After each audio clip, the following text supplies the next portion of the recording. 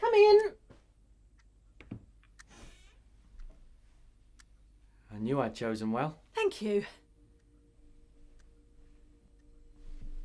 There's 11 of you, all with something of her. Maybe the tiniest of elements, but you were by far the closest match. I know, I saw the pictures. Quite uncanny. Do you mind if I take a selfie? Of course. It's one thing I never did with Auntie, you see. A selfie. Here we go. Can I ask you not to smile so broadly? Auntie never did, you see. A little more severity in the eyes, maybe. And could you pull the wig down slightly more to the left? Whatever you want. Great.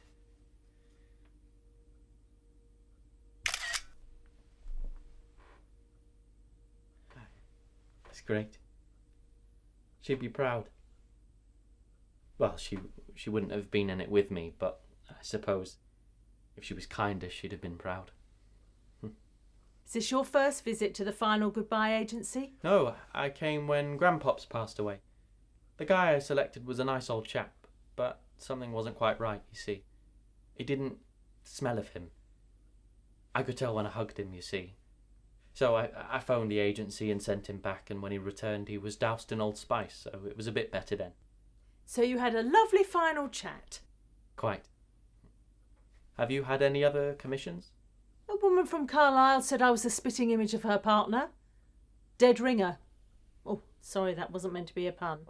Oh, no. It takes more than that to offend me. It was a lovely experience, actually. We'd just had a walk in Dorset and a lovely cream tea in a cute little coffee shop. We didn't hold hands. That wasn't a thing for them, apparently. She said how much she missed me, how much she loved me, and that no one else could fill her shoes. Which was quite ironic, seeing as I was literally wearing her shoes. She never got to say those things in real life. No, it was very sudden, a car crash. She stood at the gate in a field as I walked away in the sunset. It was beautiful. But then I saw her the next day in Tesco's, and the illusion was completely shattered. Oh, I live 80 miles away, so that won't happen with me. That's good. So have you learnt the script? All learnt. I'm not an actress, but I'll do my best. And your voice, no offence, but could you soften it a bit? Like this? Yeah. And at the end I might hug you if that's okay. It's okay. It's just it said in the contract that any physical encounter has to be agreed by both parties. Tight hug or a loose hug, which would you prefer? Doesn't really matter, I suppose. She wasn't really a hugger, that's why I'm doing it. Right. I'm going to walk out and then come back in, and then you'll be my auntie for one last time. Righto. I think probably best without the accent. Oh, I thought It's okay. It doesn't have to be perfect. Right.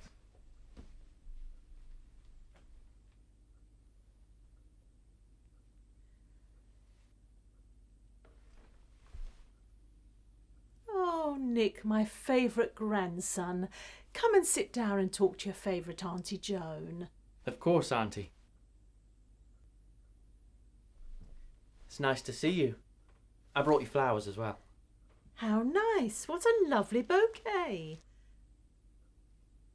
I'll just put them in some water. We haven't got a vase. On the floor's fine. Down here? Whatever, just don't ruin the moment. So, we've been given this final opportunity so I can really say what I feel. And I think I should make the most of it. You baked the best Victoria sponges. You gave me some lovely Christmas presents, and I really enjoyed our chats in front of the fire at Christmas time. But can I just say, towards the end, you got really snappy. I was excited to tell you about my exam results and about the prom, but you started to get more distant. And I know that wasn't entirely your fault. You were getting dementia, but... I'm sorry you felt that way, Nick. But are you, though? I know as we get older we get grumpier, more sullen, but it's like you weren't my auntie anymore. Your face lost its warmth. It became pinched. The smallest thing seemed to irritate you, and I just wanted to spend time with you, feel loved. I'm sure you were loved, Nick. That's Not in the script. It's my bit now. You just listen No, to but me. I'm just trying to say that your auntie would still have loved you. Oh, that's the illusion totally broken now, isn't it? Look, I have a niece, Emily. I know I'm not as old as your aunt when she passed, but every few months when I see her, I can tell there's a difference in my energy levels. It's called getting older. Doesn't mean I love her any less. I didn't think this was about you. Do you mind my saying? You're very selfish. Oh, well, that's definitely going back to the agency. Only child? No, I have a half-sister, actually. Auntie. I'm not your auntie. I'm Margot Collins from Worcester. And this bloody wig is ridiculous and uncomfortable. I could sue. You could. Defamation of memories. You're nothing like her. You can't force your memories. You can't Photoshop those moments. You have to leave them where they are, good and bad. If your auntie was here now, do you think she'd listen to your rant? Or do you think she'd give you what for? The last option. Right. Well, on behalf of your auntie, man up, grow a pair, and stop being so self-absorbed. That's her. Sorry? That's it. You just captured her perfectly. Good. I think I'd forgotten what I really liked about her. Goodbye, Auntie.